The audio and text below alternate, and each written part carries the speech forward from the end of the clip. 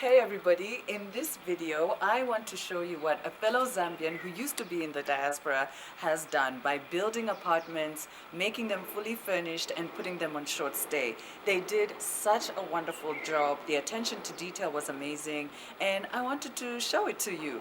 So if we haven't met before, my name is Natasha, I'm the founder of Diaspora Connect, and on this channel I like to give you information and inspiration on the Zambian property market. Now this video is all about inspiration. I love to show you guys what is happening on the market and showing you what other people have done here so that it can inspire you to think about investing and maybe think about building as well.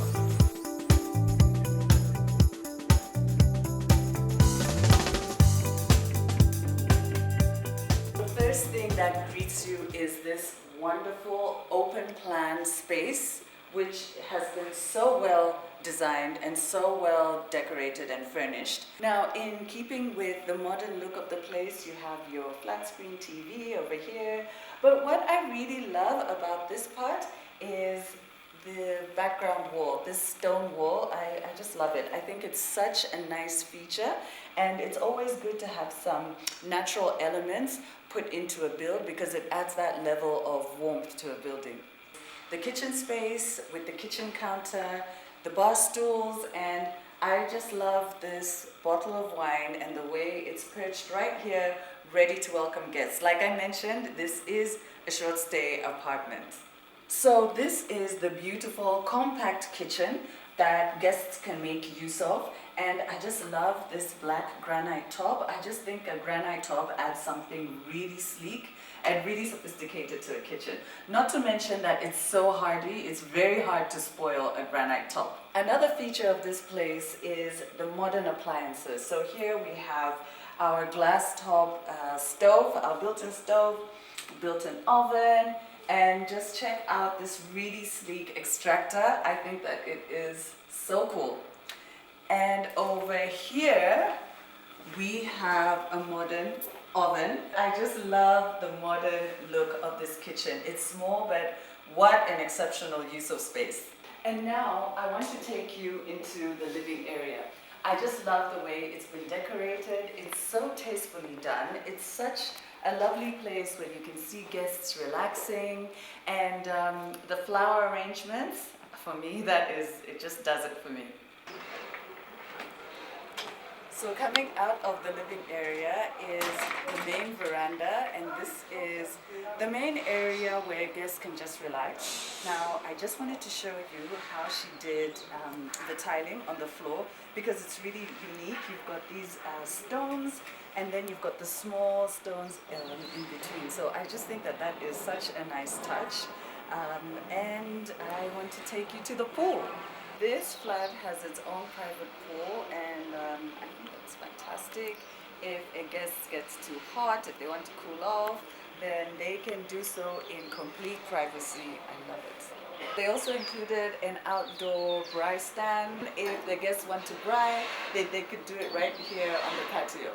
So this is a 2-bedroom apartment, and this is the first bedroom, and I just love the color scheme in this room. It is so cool and so calming with your light blues and your light grays, and it's just like a really cozy environment.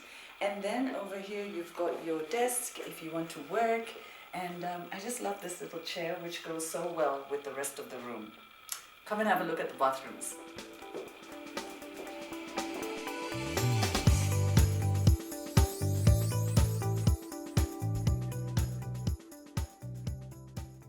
Now I am bringing you into the second bedroom, and this is the bigger bedroom, and the color scheme and everything like that is exactly the same, but there are a few features that I want to point out to you. I love the sliding door for the bathroom.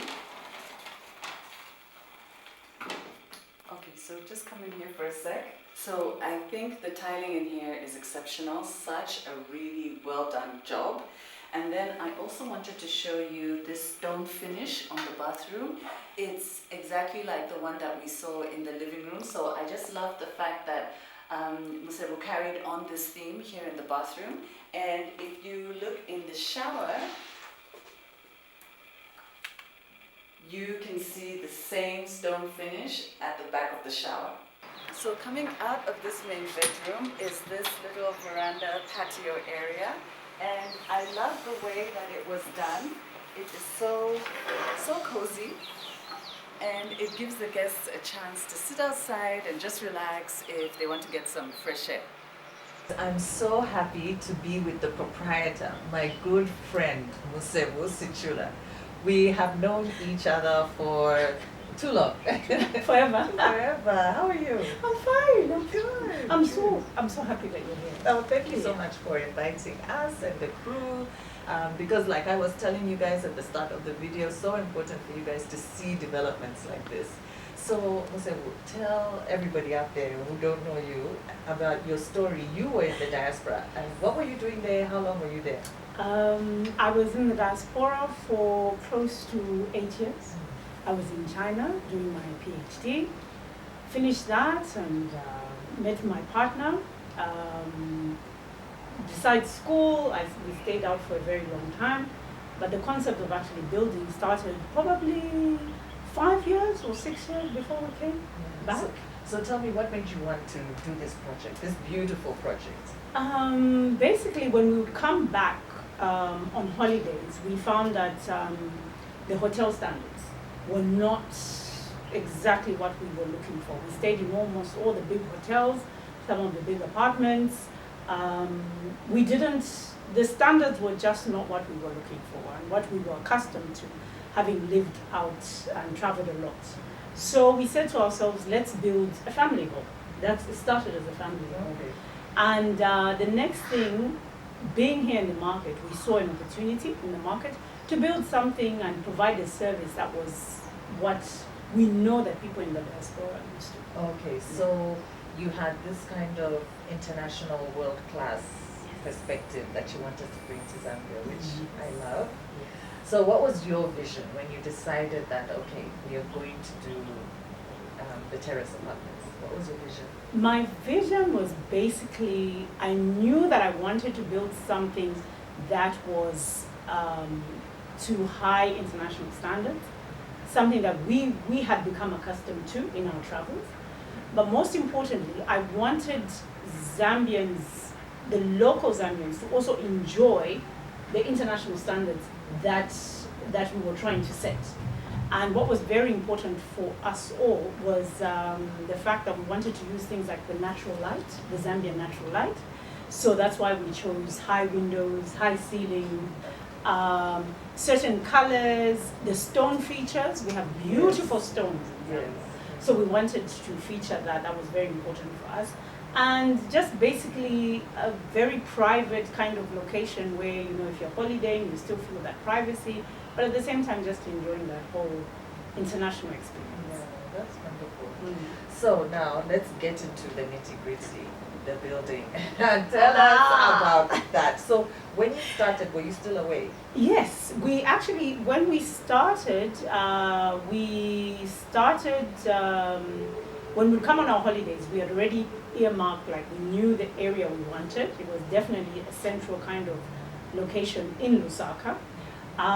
Basically, when we did get the land, we had to now think of things like ensuring that we get title, ensuring that, you know, the land is free from any debt or anything, and finding a planner, going through the council negotiations and all that.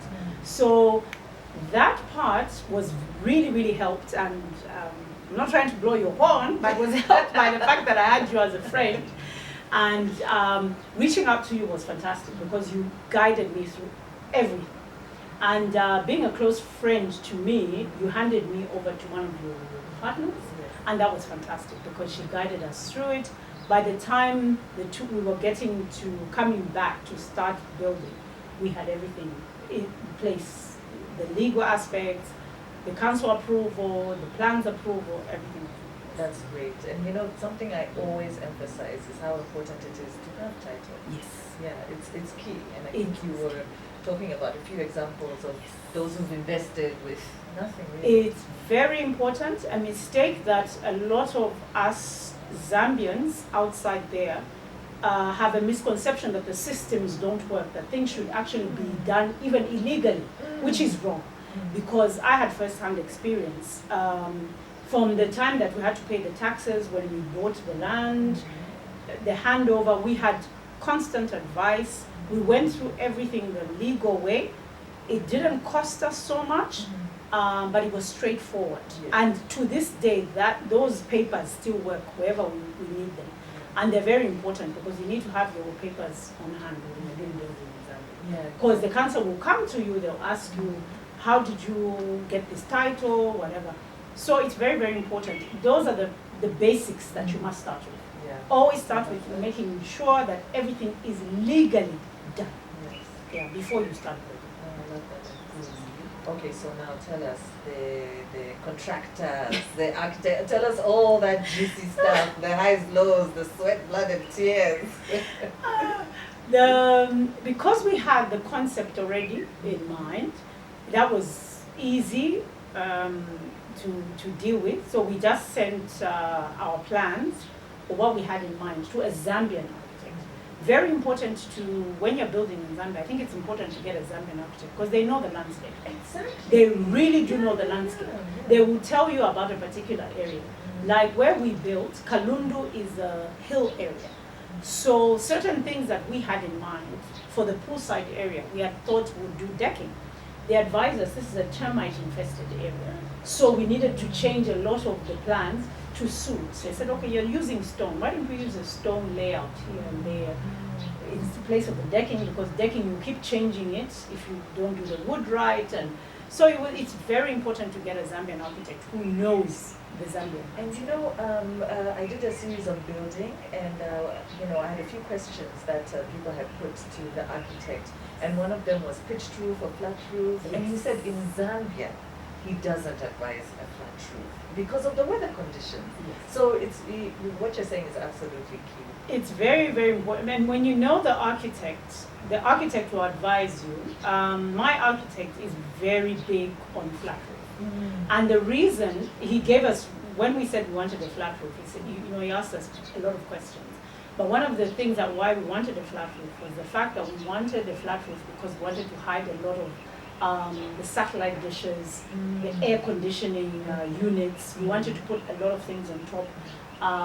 The internet satellites, everything that we had wanted. And we were going to eventually go solar. So we wanted the solar panels to be on top. Okay. So he got the concept and he was very, very insistent that we use an expert to come and actually do the flat roof. So you don't have any problems with water retention? No. We You had made proper drainage? Yes, proper drainage. So when we got the contractor already knew what we had wanted and was very insistent on how we maintain the flat roof. Oh. But having a Zambian architect is very important. Yes. They will tell you the truth. Yeah. So now what about, you've got your architect, now what about the contractor? What about that side of things, the bricks and mortar? With the bricks and mortar, most architects will tell you they're contractors. Be careful with that. See some of the work they've done, but very important to stick to the standard that you want. Not every architect will reach the vision and what you visualized for yourself might not match. So it's very important for you at a certain point to be able to say, okay, I'm going to use the architect's contractor, but go around and see what is available, what is out there in the market. We changed contractors twice because by the time we reached the roof level, I already knew that the person to carry the vision that I had for the standard I wanted wasn't that particular contractor. So we moved on and we searched, we went around, and when I saw some of the work, I thought, this person gets my vision. So I brought them on board. And it was sort of like restarting everything again. But it was good. Okay. It was good because they got it immediately. Yeah. And then even then, I had to bring in as well an interior designer who got the vision. Right. So there are a lot of players that you will need as you build in Zambia. And I love that because I always talk about your building dream team. You know, it's not just the contractor. No. I mean, you've already mentioned the architect. You Yes. mentioned you went through 3 contractors. Yes. So tell us about the other professionals that you had to bring on board this project to make it what it is today. So what I always advise people who are building, especially now, when you get the main contractor can supervise any other contractors that you will bring on for things like the air conditioning, internet, tiling. You might want to, you've seen somebody who's done good tiling. When you bring them on, bring them under the supervision of the contractor. Right, that's a good tip. Yes. So the contractor's job is to make sure everything is done to the standard that you want. So you make sure that that is a part of the contract. Then you have things like the interior designer. In Zambia, and we all tend to think we know about interior design. But what happens is there are a lot of measurements we take for granted. Where should a couch sit? How much space is available? Will a lamp fit here? Where will my TV unit go? Is it in line? There are a lot of things that we take for granted. So you need to bring in an interior designer to be able to advise you what kind of furniture, what kind of colors to have. Do they fit in with what your vision is? And it's very, very important. There's so many that have developed in Zambia. And they are doing amazing work. That's great. Amazing work. And I've begun to see Zambians are becoming more reliant on our local interior designers. I just want to mention the interior designer I used is a young girl called Hope Wadia. She's doing amazing work. She's originally a kitchen designer, but now has developed into a full-blown interior designer. She's doing amazing work for a lot of local projects. And there are so many I've met. As they bring in their ideas, they come in with their own concepts, but they really do that. Yeah, I think there's a lot of creativity now that I'm seeing on the property market. Wouldn't you agree? We've kind of moved away from the basic structures. We're now becoming more sophisticated. Yes. I think. Yes. No, you don't even have to. We don't have to go outside Zambia to get the creativity and designs. There are so many. I also advise people join gardening groups, join interior designing groups. There is so much to learn from these groups. Because my landscaper, I met on a gardening group, and they just get the concept. They know what plants you're looking for. They know the concept you're trying to portray out there. So it's very, very important. And I love the plants, the arrangement you have outside the door. My second. Yes. Yes, that's because of my gardening group. Yes. So, just in closing, what tips and advice can you give to people in the diaspora who've been thinking about buying property back home, but perhaps they haven't really taken that step, or they've been thinking about building, but they're still hesitant? What advice can you give them, having been through this journey? Firstly, do it. Do it now. Do it now. Don't wait until you know that you're going to come home in a year or 2 years. Start it now. I think the concept that has been going around is depending on relatives and the horror stories we hear of whatever. I agree, use the professionals. That is in the legal aspects, use a professional legal counsel is very important, who will guide you through all the legal requirements. Using a professional contractor is very, very important, where you sign a contract and all that. Try and keep relatives out of it so they don't destroy your vision. Or you just get into, unnecessary drama. Yes. But having professionals attached to your project, be it something small like a cottage, or something big as a business or a hotel, use professionals, and the professionals are there, and they're regulated. You see, they are regulated, so they will be answerable to somebody if they don't do what they're talking about. And making regular visits, if you can, to come and see your project is very important. Yeah. By the way, guys, we didn't even practice this, but here she is saying that you should use professionals. So I really hope that you take her advice to heart. You know, I'm always going on about using professionals. Sometimes you might think, well, what is this woman talking about? But I'm glad you've heard it from the horse's mouth herself. So, Musebu, thank you so much.